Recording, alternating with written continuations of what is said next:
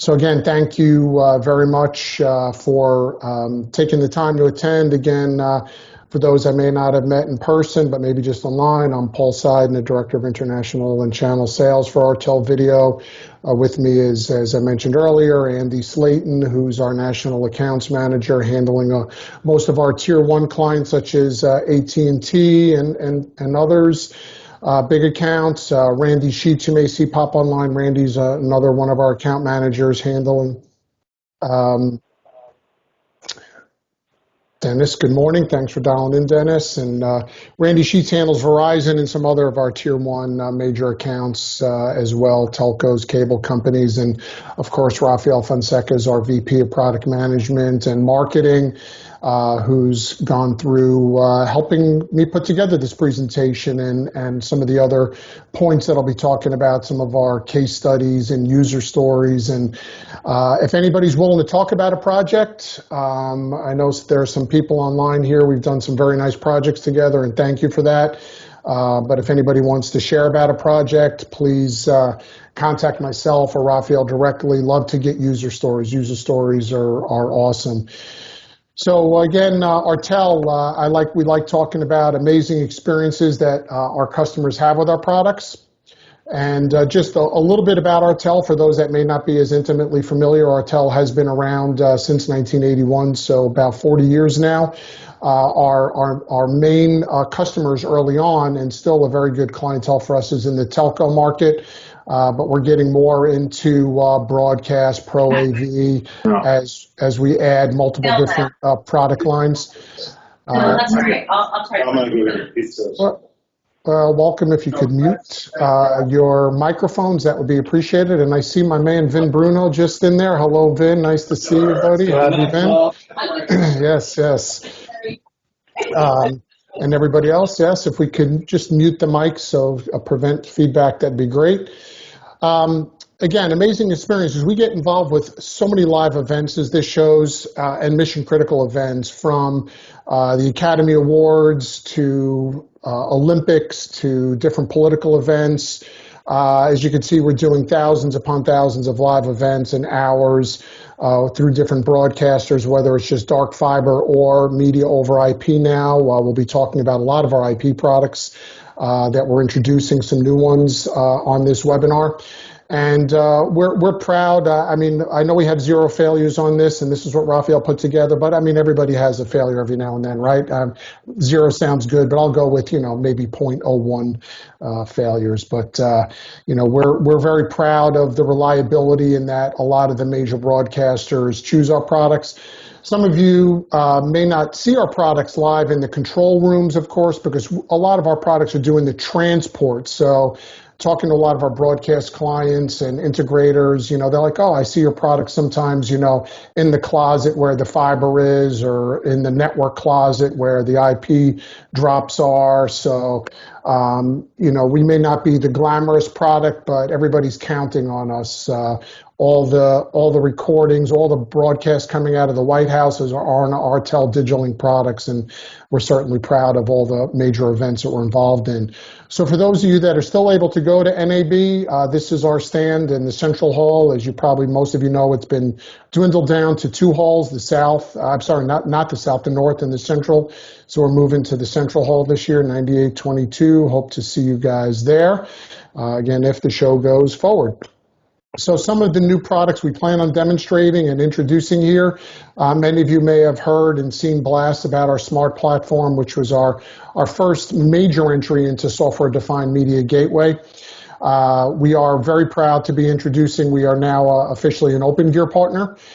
So we've taken what we learned with our smart media platform and are now doing that into the OpenGear chassis. So that was going to be one of the most significant announcements that we planned on introducing. You'll probably see some press releases on that leading up to NAB.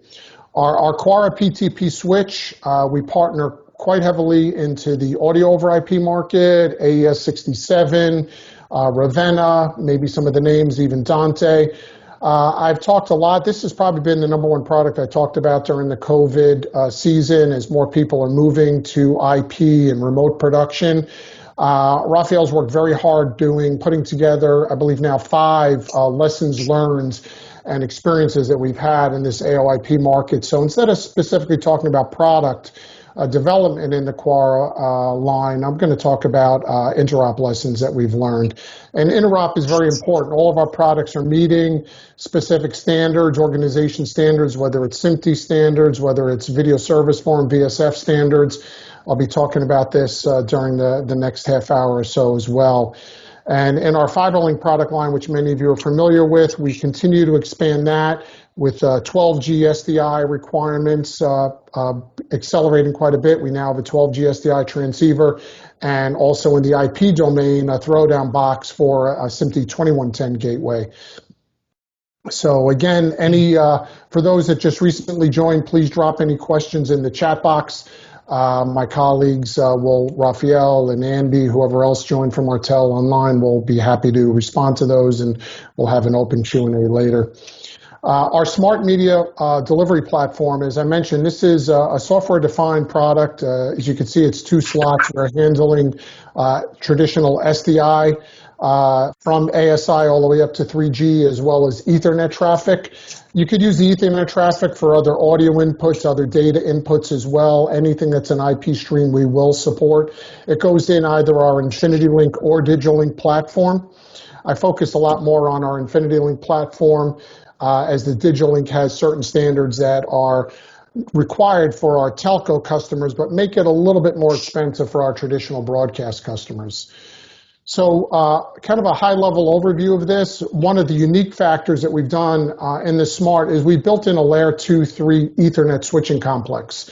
So for small networks, you do not need other external switches to do a small network. And for example, we did a nice deployment in the little island country of Cyprus, where we've taken our smart platform to connect a bunch of their soccer stadiums around the country. So in some cases they had fiber and there wasn't a distance limitation, so we did some fiber connectivity, but there was some more longer distance that had to go IP, so they didn't need to add additional switches to their network. So it's a 2-card solution. So really briefly, we have our upper card, which is our switching network, and we have the core switch is 120 gig Ethernet switch. So it allows for future expansion of taking maybe our 1 gig, 10 gig ports, making them 25 gig to do maybe uncompressed 12G in the future. And then as far as the SDI goes, we handle, as I mentioned, anything from ASI up to 3G SDI. Right now, our trunks, we have 2 10 gig trunk ports that can be programmed or configured for 10 gig or 1 gig, especially if you're getting into compression using our J2K or in the future JPEG XS, and you don't want to use higher bandwidth such as 10 gig or maybe even in the future, as I mentioned, 25 gig. So we have some flexibility there in future development. Our Ethernet ports are 1 gig at this moment. All the inputs, whether it's the Ethernet inputs or the SDI inputs, are all independent. So, and they are all auto-sensing, so you don't need to be concerned about using all a specific format. So we have right now, we've already delivered our ST2022 uncompressed smart platform, as well as our J2K compression version. Again, we've done a lot of interop testing with other manufacturers in the market for both versions. We've done some interop testing in India with a client in India, with other customers in the US for our J2K. Our J2K does conform for those that like the standards. It's the VSF TR01 standard that we're complying with for the J2K. And I'll talk a little bit about JPEG XS. There's a TR07 and 08 standard for JPEG XS that's in line for in our roadmap. So one thing that we do uniquely within our smart platform that other customers, not many other manufacturers are doing, is we don't have specific transmit, receive, or we'll call them encode, decode, whatever your preference is, cards. Through our GUI, you have the ability to configure the cards for either transmit, receive, encode, decode. So as you can see, one of the bullets talks about unicast and multicast. So for maybe a portable broadcast event, One day you need more receivers than you do for more multicast locations than you do for another event. So you can very simply, without any other user license requirements, just go into the GUI and configure some more receivers for an event or more transmitters, depending on what you need. We do full bandwidth management as well. So as I mentioned, we have our trunk ports can be 10 gig, but if you're working with a service provider that's charging you for bandwidth, by the meg or by the gig, whatever is coming out the 10 gig is just the interface port. So if you're only using maybe 2 HDs and coming out 3 gig for uncompressed, for example, we'll only be passing 10 gig. What we've also put into our GUI is the ability to click on either HD or SD or ASI or 3G. So if your customer is paying, let's say, only for HD bandwidth, they can't be sneaking in 3G if you click the appropriate box to turn 3G support off. We support jumbo frames for those that know about that for some telco requirements. The two 10 gig trunks are there for hitless switching, which is the SMPTE 2022-7 standard. So we support all the SKUs, class A, B, and C, has to do with the SKUs depending on the distance and the network. So hitless switching, for those that may not be familiar with it, we do have a white paper on our website that talks about it. We're actually looking through the two different trunk ports, and you want to have very independent nodes on the network. So we're analyzing path, I'll call them path A and path B. We're analyzing all the packets coming in. Whatever has less packet loss will be the signal that's on air seamlessly. There's no other intervention that has to be done. And we have that on our smart platform. You can enable it, disable it. If you don't want to enable it, you could have both trunks active going just on your own redundant paths as well. So it can be used for redundancy as well.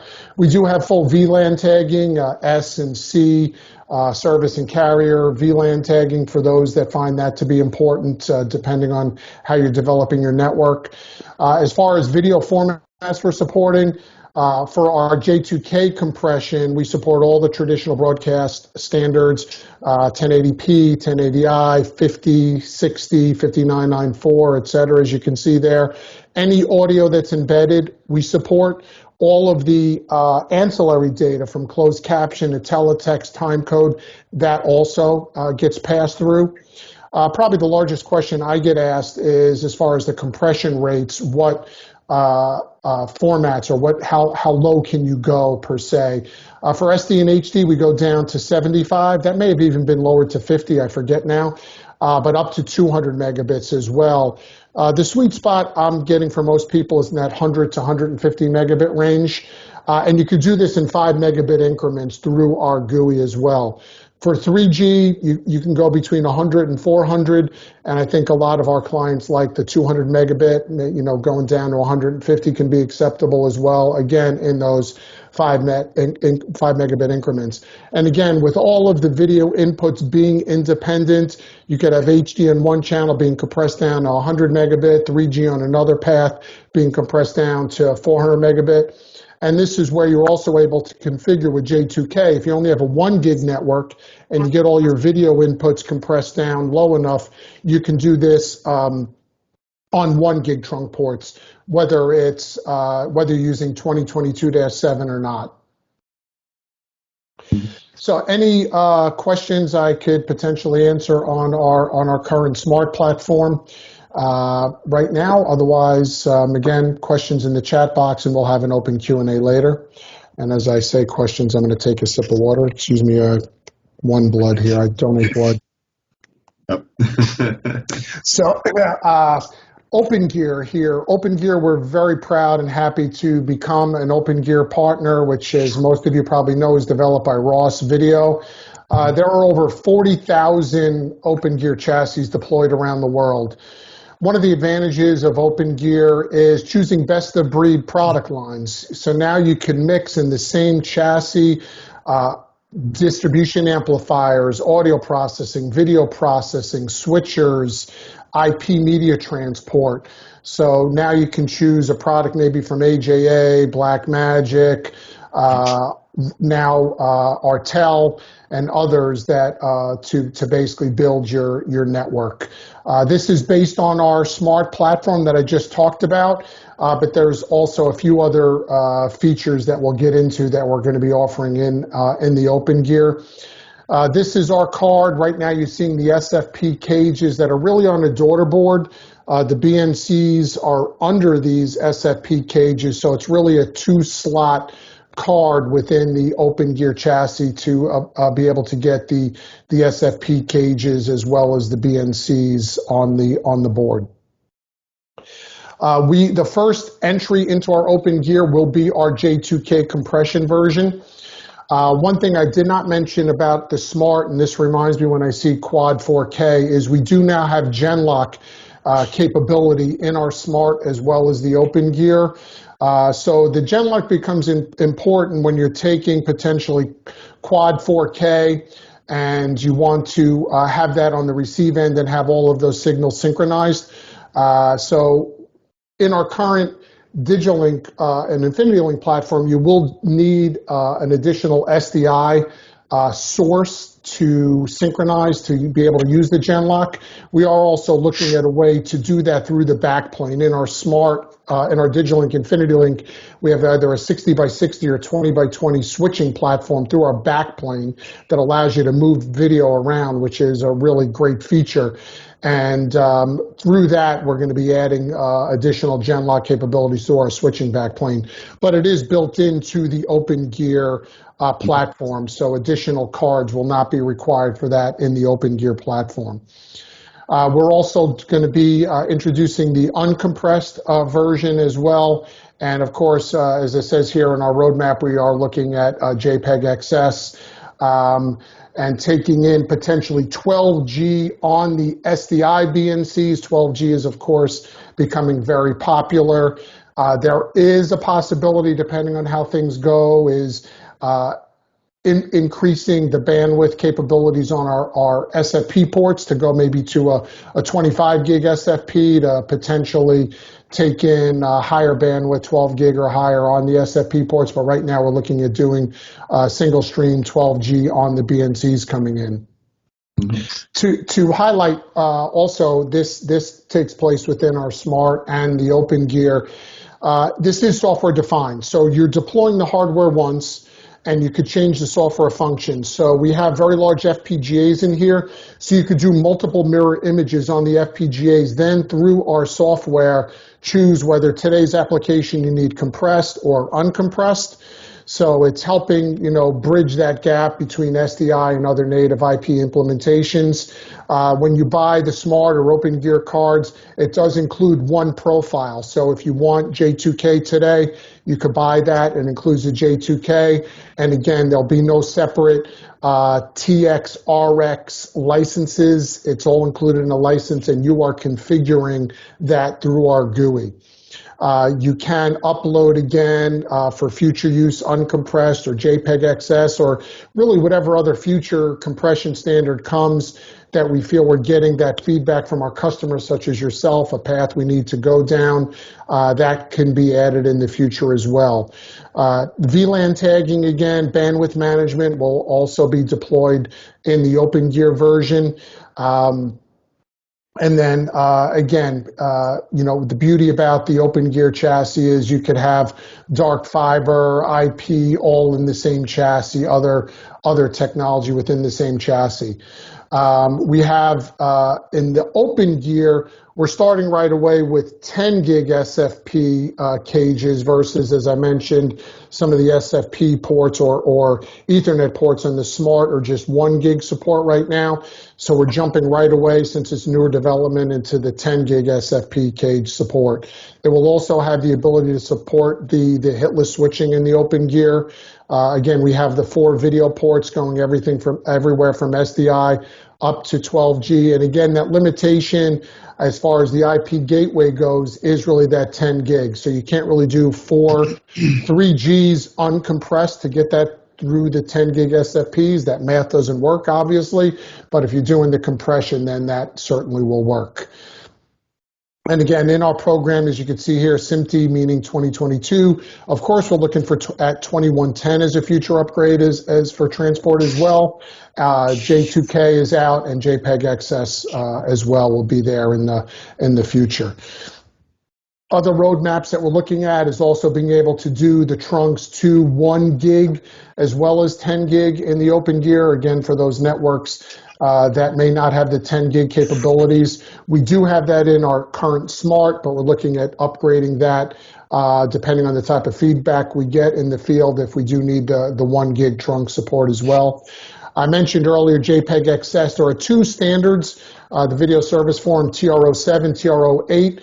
One is basically doing that stream in a 2022 format, and one is in the 2110 format. There are advantages to both. A lot of the remote production is 2110, but a lot of infrastructure through the telcos and the folks that own the fiber, it's really 2022, so you don't have to have a whole separate PTP, Precision Time Protocol network, running simultaneously. So there are advantages to both. We are looking at our first entry to be the 2022 adaptation, and we'll keep you updated on that as well. We are in the process of building a bunch of demo units.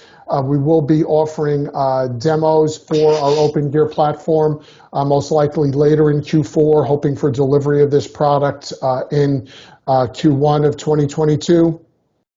Besides doing in-person demos, we'll also be able to handle online demos as well as needed. Many of our products, some of you may have logged in before. We do have some of our Quaras and other Digilink and InfinityLink products online in our Westford, Boston facility, so that's always an option as well. Again, our J2K is performing or conforming to the TR01 standard. We have all of the multicast, unicast. The 2022-7, again, is that hitless switching standard. 2022-2 gets into different ASI, HD with forward error correction. We handle all that support through our products as well. The compression rates that I mentioned before with our Smart are similar here with the J2K product as well for Open Gear. And then if you haven't gone to or haven't used any Open Gear product quite yet, Ross developed a dashboard. You can just go to Open Gear TV, download dashboard. Sorry, I guess I forgot to remove some of these forwards. I forgot to do that after the last presentation, but here's a screenshot of our current dashboard for our Smart/Open Gear platform. You can see, the 4 video channels, the trunk ports. There are different menus to go in to configure IP addresses, to configure if you want channel A to be 3G, HD, SD. We're here to help you. We have a great team of solution architects. I don't know if my colleague Frank joined the call, but we have a number of engineering team members that can help out. If you have a network diagram, what you're looking to do, we're always happy to help out as you're getting in the early stages of your project. Some of the competitive features that we see, as I mentioned, as far as this is software defined, so buy the hardware once, upload different software profiles at different times. The software is a permanent license. We don't do temporary licenses at this point. And again, the units come in with one specific license, and we could hold multiple profiles on there. Some of the other features that I, of course, find advantageous from the competitors, you don't have to buy it as a specific TXN code or receive decode that is set through our device. Everything is loaded, in the card, can be loaded remotely as you buy the licenses. We don't need to get the units back through that. And again, whether it's through the ROS dashboard or through our own GUI, there's lots of options on control. All of our products here also have SNMP. I get asked about SNMP as well. Our Smart with our Digilink InfinityLink have full SNMP MIBs on our website right now. So as I take a breath here and move on to our Quara product line, our Quara is our entry in that PTP, Precision Time Protocol requirement that has been very big and popular in the audio over IP. We have a lot of audio partners in the Ravenna world, from CalRec to Lavo to Clearcom. We've tested with Dante, with QSC, and so many others. We have worked hard on developing lessons learned. As I mentioned, we're going to be introducing an ebook on 5 lessons learned that Raphael has put together for us that are all on our website in our blog section. If you go to Artel's website and go to our blog section. We also, this is a link on TVB Europe. We partnered with CalRec, with Sonifex, to talk about different interop issues that we've all learned, and how doing that testing in advance really helps you, the integrator, lessen the demand on you and your customers on the network requirements. For those that aren't familiar with our Quora switches, just a quick highlight here. We have 2 main switches, as you could see in the images up there. 24 port RJ45 with 2 trunks, 10 gig trunks, and an 8 port with 2.5 gig trunks. These are carrier grade switches. We're doing hardware time stamping. We have our own crystal oscillators built into this to get down to nanosecond accuracy. Many of you probably heard IEEE 1588v2. We will pass through v1. We'll work with the Dante, that'll pass through. SMPTE 2059 and 2110 or other standards. Some of the advantages we find from some of the newbies getting into PTP is that other manufacturers only support transparent clock.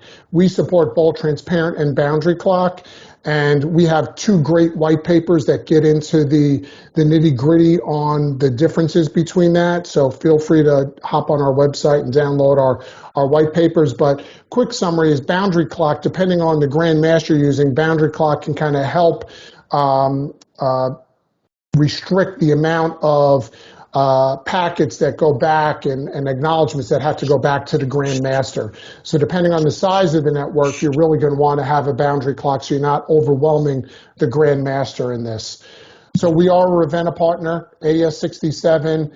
We've tested with all these manufacturers and more. We also do AVB. AVB through the Milan standards becoming very popular from a lot of the speaker manufacturers again. We can support AVB. Another significant advantage that I found from our clientele is we have our own web GUI built in to our Quora switches. So you don't have to do CLI or command line interface for your configuration. So it makes our product very simple to deploy. Of course, we do offer SNMP for this as well. So as far as lessons learned, which I really want to kind of share and how it's really going to help you, the integrators, our partners. So Raphael spent time with CalRec and Sonifex. CalRec is one of the premier manufacturers of AES67 and just audio consoles overall. A lot more of their consoles are supporting audio over IP. And Sonifex is one of the premier manufacturers of Grandmasters. We've also tested with Mindberg, Tektronix, and many others as well. But this was really great because we've worked with these guys to really learn when the manufacturers spend the time to tell you and create configuration guides and say, hey, click this box when you're setting up the CalRec console or the Sonifex Grandmaster or the Artel switch. That's really saving you and your customers time.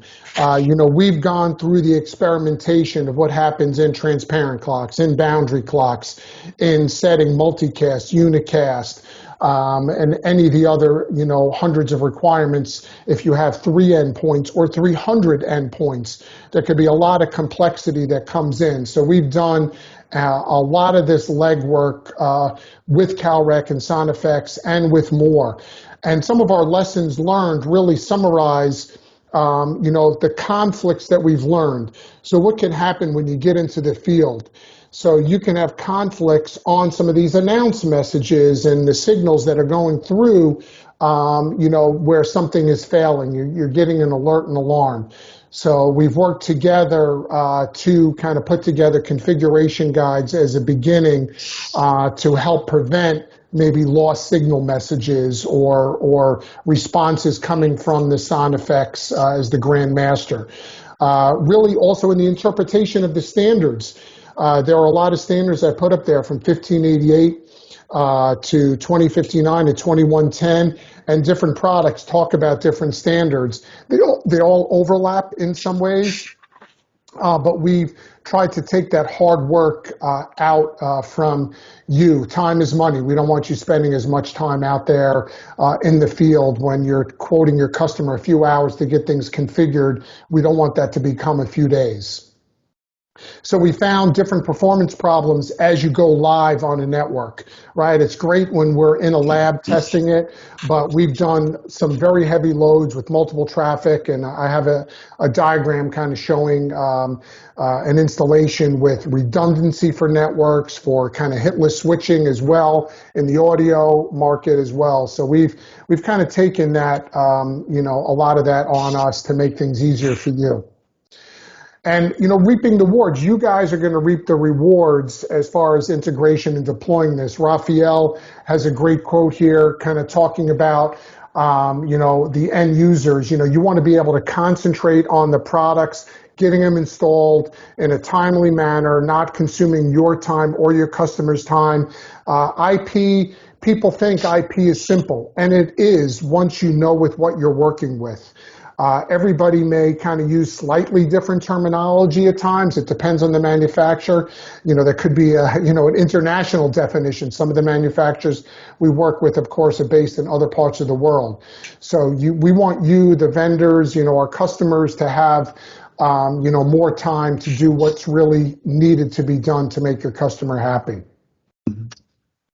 And here is, again, this is really a simple snapshot of a much larger network where we work with CalRec and Sonifex to deploy. This is a European installation in the country of Montenegro, where there were over 20 plus, I think 22 of the CalRec Type R audio consoles deployed. You could see the red and green networks here. So this is for redundancy. So this one is sharing both in one Quora switch. If you can see my mouse in the upper left, the bottom we have separate Quoras to kind of separate the red and green networks for redundancy. So some people could use this for redundancy, call it hitless audio. We've tested, we're a layer 2 switch, but we've tested with all the other. We're going to find a leaf or a branch off of the main network. When you have video involved, we don't have the bandwidth, unless it's compressed, to support uncompressed 12G in the video network or even 3G SDI. So we've tested talk about the interops with the Ciscos, with the Aristas, with the Mellanoxes. We have many, many installations around the world, again, where Cisco may be the spine, Mellanox is the spine, and we're the leaf off of that. There are so many advantages we have because we are in that audio domain. Our products are noiseless. We've eliminated the fans or lowered the fan noise tremendously, so you can be in a concert hall without hearing our switch running in the background. I'm sure most of you have experience with hearing switches in a control room where it's quite noisy. So we've done our best to eliminate fan noise. We've done our best also to increase the boot time. So if there is an issue where there's a power outage, our network, our switches will fully reboot in under 30 seconds, and most other switches take 3 to 5 minutes to come back. So if you're in a live radio on air, the shorter the downtime, the better, of course. And then in the FiberLink domain, this is where I come from years ago, joined Communication Specialties back in 1992. And Artel acquired us about 6 years ago now at NAB as the former owners retired. As I mentioned earlier, even with our Smart and our Open Gear, 12G is growing tremendously. So we introduced a 12G SDI transceiver. We want that to be a little unique versus some of the people that just have a TX-RX.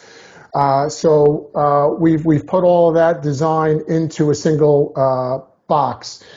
So people ask me, why are there 4 BNCs then if it's just taking in a single 12G stream? Well, since it's a transceiver coming in, you have 12G going in on one of the BNCs, and on the transmit port, you have a loop. So we're giving you a loop out for 12G. And then on the receive portion of the device, you're actually getting dual outputs. Everything's always reclocked in all of our SDI products and equalized. This is a true 12G SDI SFP that's being used. If you're just doing one direction, you just need one strand of fiber. This is a single mode fiber solution only. If you want to do bidirectional, you will need 2 strands of fiber. Like all of our FiberLink products, there's mounting holes on here. We have tons of rental staging applications for portability. So we want to make this ruggedized. It also has a locking power connector on that as well. So this is uncompressed 12G SDI, traditional throwdown box, like many of our FiberLink products, where again, our FiberLink range does everything from still NTSC PAL up to 4K, now 12G, quad 4K, multiple SDIs, multiple audios, data, whether it's RS-232, 422, 485, Ethernet data. We can mux many of those signals in a single box, as many of you know as well.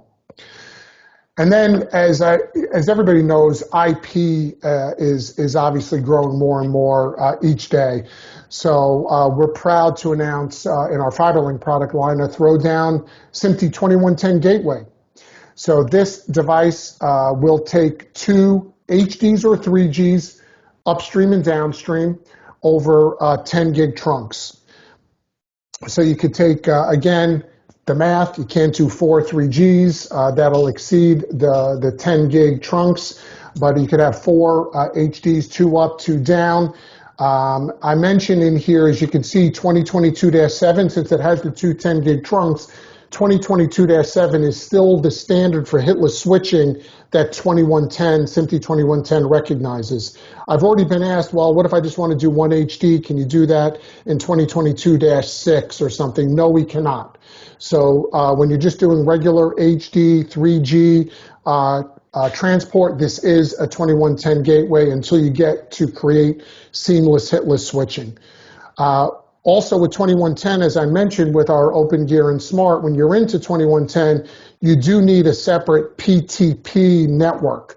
So this is a great way to interop our 2110 product, our FiberLink 2110, with our Quara for PTP synchronization. So there is a management port where you're doing the configuration and connecting your computer, and also your PTP network would go through that control network as well.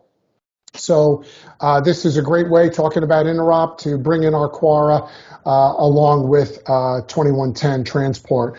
We show the different 2110 dash numbers. As most of you know, all the 2110, 2022 have so many different dash numbers, it's hard to keep up on all of them. But any audio that's embedded, we pass. Any ancillary data is passed. We're looking at maybe introducing different versions of this in the future. So any feedback you can offer on this, of course, is appreciated. And this kind of shows a quick picture of why you would need the PTP. This can be operated by dashboard as well, and NMOS is very important for many of you. NMOS in the video world seems to be more of a requirement than in the audio world. So this has the ability, our 2110 product, to support all the current NMOS standards as well. So it's a great product. We're seeing so many more sporting events, college, pro, where the OB guys, our broadcasters, are trying to send fewer people and just get that into the IP domain to send back to the broadcast truck, to the studio, et cetera. So, love your feedback. Just shipped the first one out last week. It's actually in the Czech Republic, believe it or not, right now. They have a in-person seminar, a partner over there, going on this week. I guess they're not having COVID-related issues in Czech Republic right now, so they're having some in-person seminars. So looking to get great feedback from them. But we do have some more units ready to go to send out if you'd like to, kick the tires. So we'd like to spend the last few minutes. I'm done talking about the new products. And again, if NAB moves forward, look forward to seeing you there. You know, again, we're in the central hall. Thank you for your time.